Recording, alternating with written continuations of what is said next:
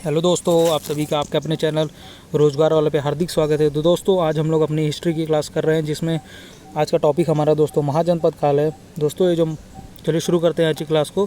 दोस्तों जो महाजनपद काल है, इसका जो दोस्तों टाइम पीरियड है वो हमारा 600 ईसा पूर्व से लेकर दोस्तों 325 ईसा पूर्व तक था। दोस्तों पहला प्रश्न है हमारा, ये जो मगध के सबसे प्राचीन वंश का संस्थापक कौन था। दोस्तों मगध के सबसे प्राचीन वंश का संस्थापक दोस्तों हमारा बृहद्रथ था। उससे पहले दोस्तों जो महाजनपद थे, इनकी जो संख्या है दोस्तों यह 16 मानी जाती है। दोस्तों जो 16 महाजनपद हैं, इसका बहुत सारे धर्म में उल्लेख मिलता है। जैसे कि पहला धर्म हो गया हमारा कि बौद्ध धर्म, उसमें जो दोस्तों अंगुत्तर निकाय है वो दोस्तों बौद्ध धर्म का है, जिसमें कि बौद्ध धर्म में 16 महाजनपद है, उसका उल्लेख मिलता है। और दूसरा है दोस्तों जैन धर्म का भगवती सूत्र हो गया, उसमें उल्लेख मिलता है। और तीसरा हो गया दोस्तों जो कि पाणिनि, जो कि हमारे महापद्मानंद के समकालीन थे, उन्होंने बताया था कि जो महाजनपदों की संख्या दोस्तों 22 थी। चलिए दोस्तों अपने अगले क्वेश्चन पे अब हम चलते हैं।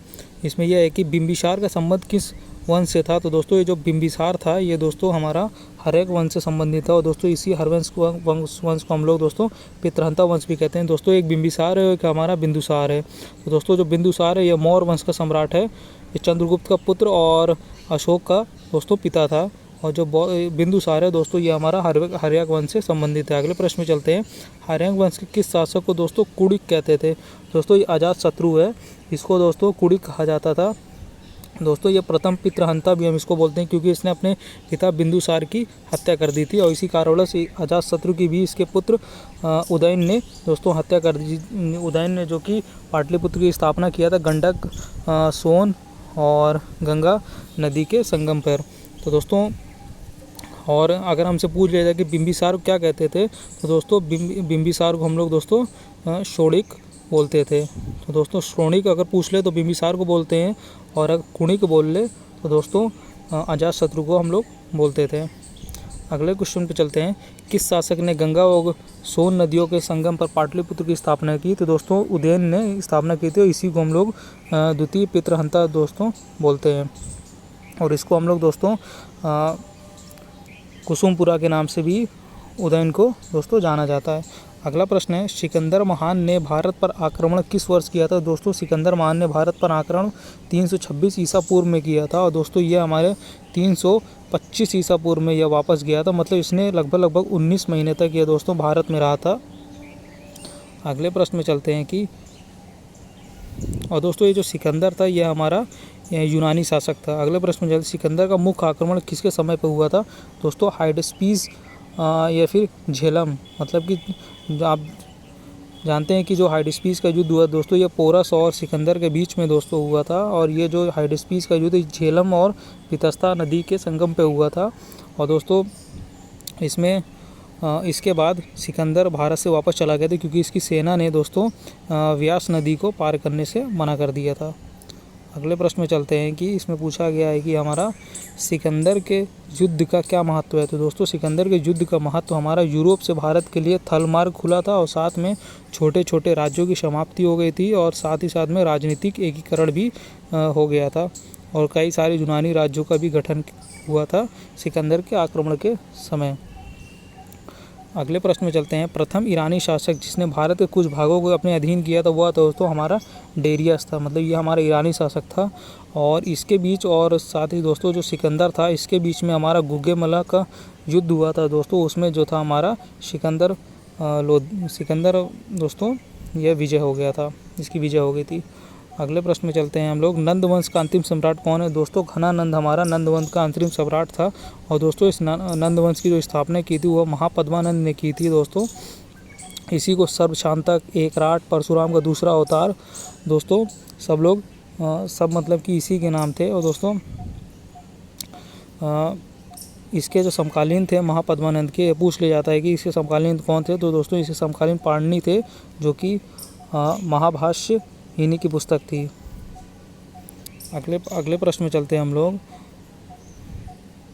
भारत में मुद्रा का प्रचलन किस वर्ष हुआ। तो दोस्तों भारत में मुद्रा का प्रचलन हमारा 600 ईसा पूर्व में होता। और सबसे पहले पूछे कागजी मुद्रा का प्रचलन कहाँ हुआ। दोस्तों वह हमारा चीन में हुआ था। अगले प्रश्न में चलते हैं हम लोग।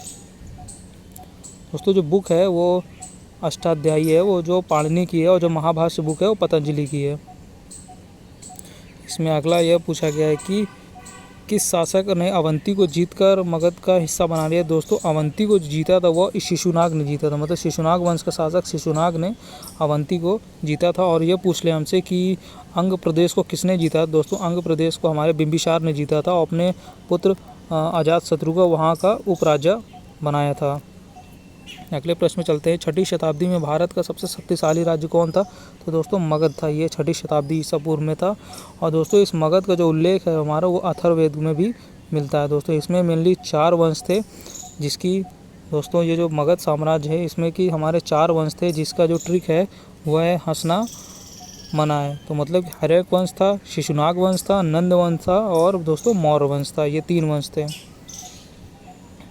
अगले प्रश्न में हम चलते हैं। दोस्तों प्रश्न ये है कि किस शासक को सेनिया नियमित रूप से सेना रखने वाला कहा गया। तो दोस्तों बिंबिसार को कहा गया। दोस्तों यह हमारा हर्यक वंश का संस्थापक था और इसने 52 वर्षों तक शासन किया। तो दोस्तों इसने मतलब राजगृह की स्थापना की थी।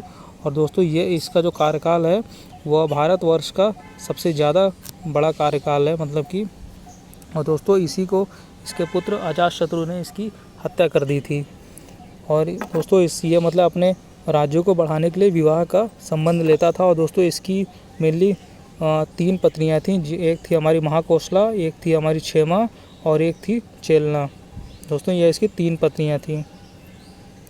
अगले प्रश्न में चलते हैं कि इसमें यह बोला गया गृहपति का अर्थ क्या है। तो दोस्तों गृहपति का शाब्दिक अर्थ होता है हमारा धनी किसान। अगले प्रश्न में चलते हैं। किस शासक ने राजरोहण के लिए अपने पिता की हत्या तथा बाद में वो अपने पुत्र द्वारा मारा गया। तो दोस्तों अजातशत्रु, जैसे कि मैंने उसके बारे में बताया है आपको।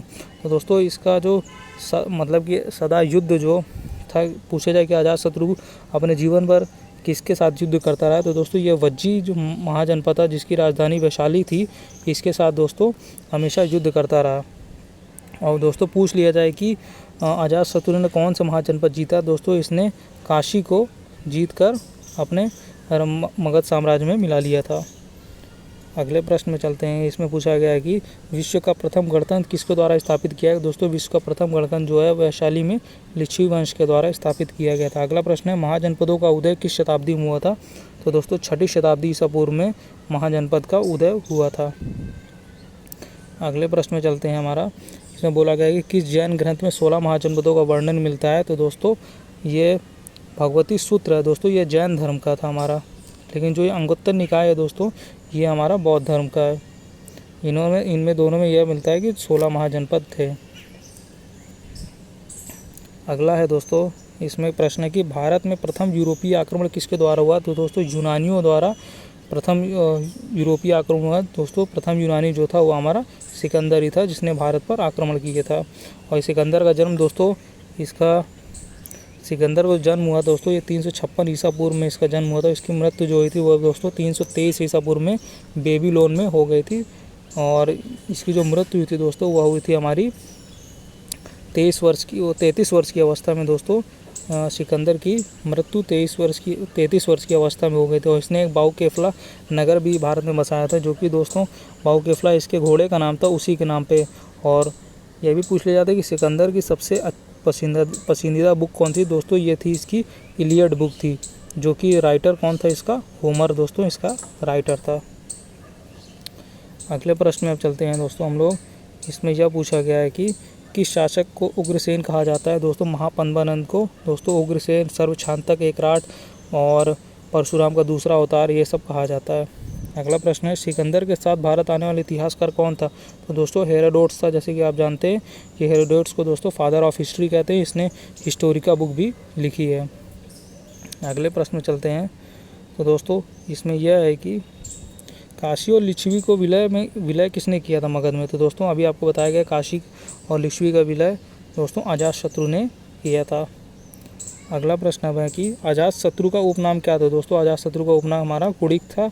अगला प्रश्न है सिकंदर का मुख्य युद्ध किसके साथ हुआ। दोस्तों पोरस के साथ सिकंदर का युद्ध हुआ था। अगला प्रश्न है पाली ग्रंथों में गांव के मुखिया क्या कहा था। दोस्तों ग्राम भुजक कहा जाता था पाली ग्रंथों में, ग्राम के मुखिया हुआ। अगला प्रश्न है उज्जैन का प्राचीन नाम क्या है।